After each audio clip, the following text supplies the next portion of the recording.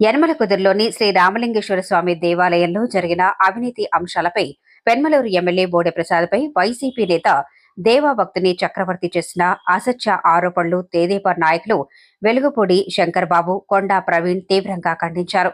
YCP నేత చక్రవర్తి MLA Bode ప్రసాద్పై ఉద్దేశపూర్వకంగా కావాలని అసత్య ప్రచారాలు చేస్తున్నారని, ఎంత అభివృద్ధి చేసినా కంటికి కనిపించడం లేదు, కావాలనే ప్రజల్లో బురద చల్లాలని చూస్తున్నారని టీడీపీ నాయకులు హితవు పలికారు. తప్పు చేస్తే సొంత వారిలో వారినైనా వదిలే ప్రసక్తే లేదని, కూటమి ప్రభుత్వానికి ప్రజల పట్ల, ఆలయాల పట్ల చిత్తశుద్ధికి నిదర్శనమని స్పష్టం చేశారు. ఈ కార్యక్రమంలో కంకిపాడు తెలుగుదేశం పార్టీ గ్రామ మండల అధ్యక్షులు నాగేశ్వరరావు, జంపాని వెంకటేశ్వరరావు, బీసీసీఎల్ కన్వీనర్ బుర్రా వెంకట్, వణుకూరు విక్రమ్, కాశిపోగు శివయ్య, నాదెళ్ల సత్యనారాయణ తదితర కూటమి నాయకులు పాల్గొన్నారు. ఆలయాల అభివృద్ధికి తెలుగుదేశం పార్టీ కానీ, మా చంద్రబాబు నాయుడు గారు కానీ, అలాగే కూటమి ప్రభుత్వం ప్రతి ఒక్కరూ కూడా కట్టుబడి ఉన్న ప్రభుత్వం మా ప్రభుత్వం. ఎలాంటి అవినీతి వచ్చినా సహించే ప్రసక్తే లేదు.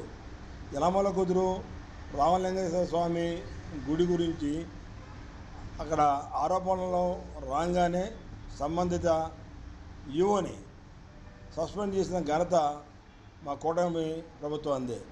అలాగే ఆ రోజున ఉండి లెక్కింపులో ఉండే ఇన్స్పెక్టర్ ఆయన కూడా సస్పెండ్ చేసి ఆయన్ని విచారణలో కోసం మధ్యలో ఆపిన పరిస్థితి మా తెలుగుదేశం పార్టీ, మా గవర్నమెంట్ది. మీడియా మిత్రులు నమస్కారం.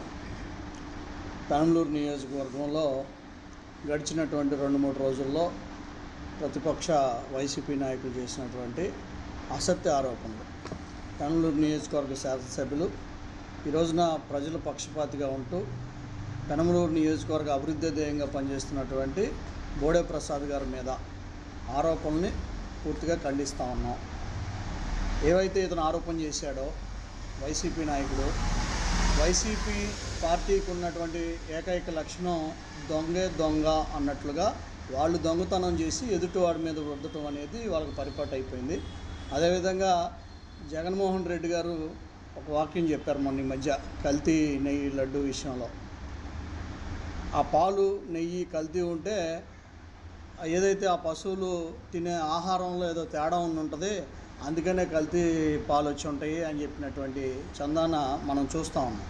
వీళ్ళ యొక్క ఆలోచన విధానం ఏంటంటే, వాళ్ళకి ఏదైనా అనుమానం కానీ ఏదైనా ఆలోచన కానీ వాళ్ళ మనసులో తట్టితే దాన్ని కూటమి ప్రభుత్వాన్ని నెట్టేయడం, అదేవిధంగా ఇక్కడ ప్రజల్లో పెనమలూరు నియోజకవర్గంలో ప్రజల మనసుల్లో గుండెల్లో చిరస్థాయిగా నిలిచిపోతాడని ఒక భయంతో బోడే ప్రసాద్ మీద ఈ ఆరోపణలు చేస్తూ ఉన్నారు. ఇప్పుడు కూడా అర్హత ఉన్నవాడికే ఒక బాధ్యత అప్పచెప్పాలి. అర్హత లేనటువంటి వాడికి బాధ్యత అప్పచెప్తే ఎట్లాంటి అసత్యాలు బయటకు వస్తాయి. మా మిత్రులు ఇద్దరు చెప్పారు. నేను గౌరవనీయులైన వైసీపీ ప్రతిపక్ష నాయకుడు ఈ ఒకటే చెప్తున్నాను, 2019 వైసీపీ వచ్చిన తర్వాత 2024 వరకు నేను మొత్తం స్టేట్ లెవెల్లో నేను అడగలేదు, మన కాన్సెన్స్ వరకు వచ్చేసరికి మీరు ఎంత అభివృద్ధి చేశారని చెప్పి మేము ముక్సూటి ప్రశ్నలు వేస్తున్నాం.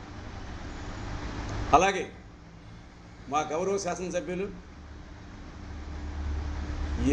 ఇంటమ్మట ప్రతి ఇంటికి ప్రతి గడప దిగుతూ ఎక్కుతూ వస్తున్నాడు. ఏనాడైనా 2019 నుంచి 2024 వరకు ప్రజల సమస్యలు తెలుసుకుని దాఖలు ఏమైనా ఉన్నాయా? చక్రవర్తిగా కొంచెం తెలుసుకొని మాట్లాడండి. పార్టీకి అసలు అతనికి రేపు సీటు ఉందో లేదో తెలియదు. సరే, ఒక ప్రతిపక్ష హోదా కింద ఇక్కడ ఎమ్మెల్యే క్యాండిడేట్ కింద తిరుగుతా ఉన్న చక్రవర్తి గారు తనకి ఇక్కడ స్థానిక ఎమ్మెల్యే గారు మీద ఏదైనా ఆరోపణలు చేయాలంటే ఎటువంటి ఆరోపణలు చేయడానికి కానీ ఆరోపణల వైపు చూడటానికి కూడా అవకాశం లేక, ఈయన చేసే అభివృద్ధి చూసి వారవలేక అనునిత్యం ప్రజలతో మమేకమవుతూ ప్రజా సమస్యలపైన సుదీర్ఘంగా అనునిత్యం అదే పనిలో ఉంటున్న ఎమ్మెల్యే గారి మీద ఏదో విధంగా బురదలాలనే ఆలోచనతో ఎక్కడ రామలింగేశ్వర స్వామి దేవస్థానం నందు జరిగిన ఒక అవినీతి ఆరోపణని తీసుకొచ్చి ఎమ్మెల్యే గారికి ఆపాదించడం అనేది చాలా హేయమైన చర్యగా ఈ సందర్భంగా తెలియజేస్తున్నాను. ఎందుకంటే అక్కడ జరిగిన తప్పే. ఆ తప్పుని అక్కడ గుర్తించి ఆ దాత ఎవరైతే ఉన్నారో పోలీస్ స్టేషన్లో ఎఫ్ఐఆర్ ఫైల్ చేపిస్తే ఇమీడియట్గా దాని మీద యాక్షన్ తీసుకోమని, దాన్ని దోషులు శిక్షించమని చెప్పింది గౌరవ ఎమ్మెల్యే గారు. ఎమ్మెల్యే గారు దాన్ని దాపిచ్చేసో లేకపోతే ఆపిచ్చో చేయలేదు. ఇమీడియట్గా దాని మీద ఎఫ్ఐఆర్ ఫైల్ అయింది. ఎఫ్ఐఆర్ ఫైల్ అయిన తర్వాత దానికి సంబంధించిన దోషుల్ని కఠినంగా శిక్షించేందుకు ఈవోని సస్పెండ్ చేశారు. అక్కడ ఉన్న పూజారిని దీంట్లో పెట్టారు. అక్కడ గుడికి సంబంధించి ప్రతిదీ కూడా లోతైన విచారణ జరుగుతుంది. ఈ జరుగుతున్న తరుణంలో ఈయనేదో కొత్తగా వెళ్ళిపోయి కనిపెట్టినట్టుగా అక్కడ జరిగిన అవినీతి గురించి చర్చించింది అక్కడ ఇచ్చిన దాత. ఆ దాత చెప్తే దాని మీద రియాక్ట్ అయ్యి చర్యలు తీసుకోమని చెప్పింది మా ఎమ్మెల్యే గారు.